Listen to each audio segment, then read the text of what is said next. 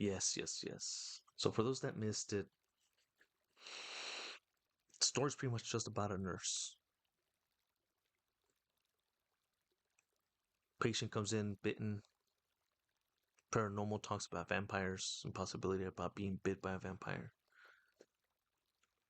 Stuff of that nature. And they decide to quarantine this specific patient. And as our main protagonist, Tamsin, comes back to the lobby to continue her work, this happens.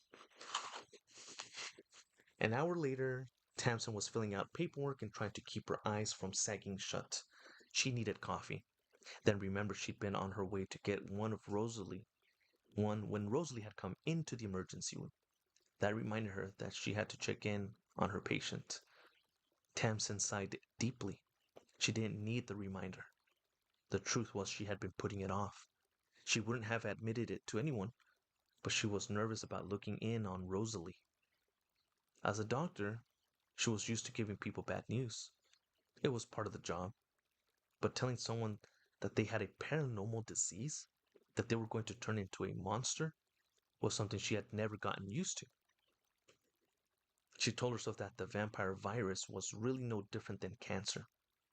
It was a malignant agent that invaded the host's body, changed it, corrupted it, and ultimately destroyed it. But the fact was, the vampire virus was worse. It didn't stop at killing the host. It brought them back, transformed them into a demonic version of their former self that cared about only one thing: blood. The only thing Tamsin could think of worse was to go through it.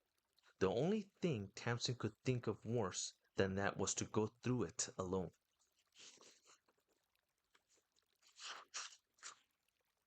With a sigh of resignation, she put down her pen and started down the hallway that led to the PBC. Then, remembering she told Rosalie she'd bring her a magazine, she detoured over to the waiting area and picked up a copy of Newsweek and Us Weekly. She glanced over at the triage desk and saw Joan Kuno talking to a woman and her young son. The boy was 5 or 6 years old and had a pained look on his face. He was holding his left arm close to his stomach, like a bird with an injured wing. Tonight seems to be the night for arm injuries, Tamsin thought.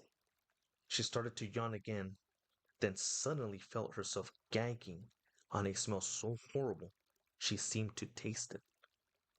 She covered her nose and mouth with one hand and looked around for the source of the offensive odor.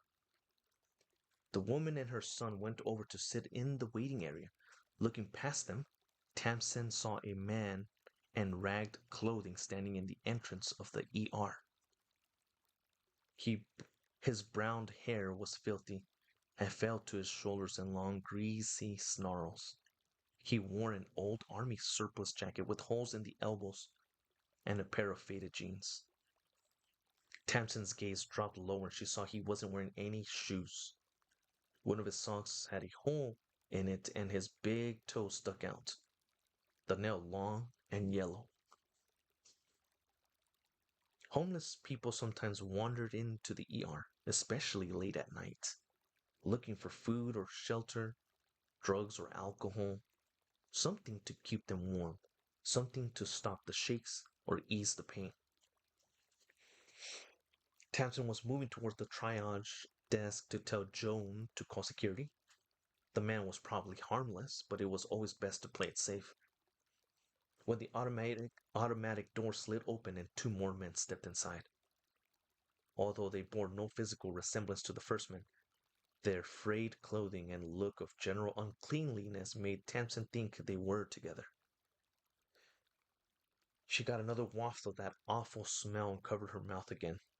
The stench was so strong it actually stopped her in her tracks.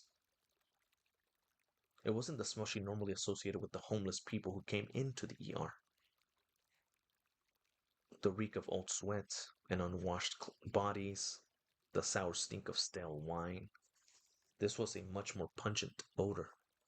The cloying, sickly sweet stench of roadkill baking on a hot asphalt road. It seemed Tamsin wasn't the only one who noticed the smell. Over at the triage desk, she saw Joan wrinkle her nose and look up from her computer. In the waiting area, the woman made a gagging sound and covered her nose, while her son's face twisted in a look of almost comical disgust. Tamsin turned back to the three men. They tilted their heads back and started sniffing the air, as if they were suddenly aware of how badly they smelled. One of them curled back his lips like a dog about to snarl, and Tamsin saw his teeth. They weren't homeless people. They were vampires. I'm dead, she thought.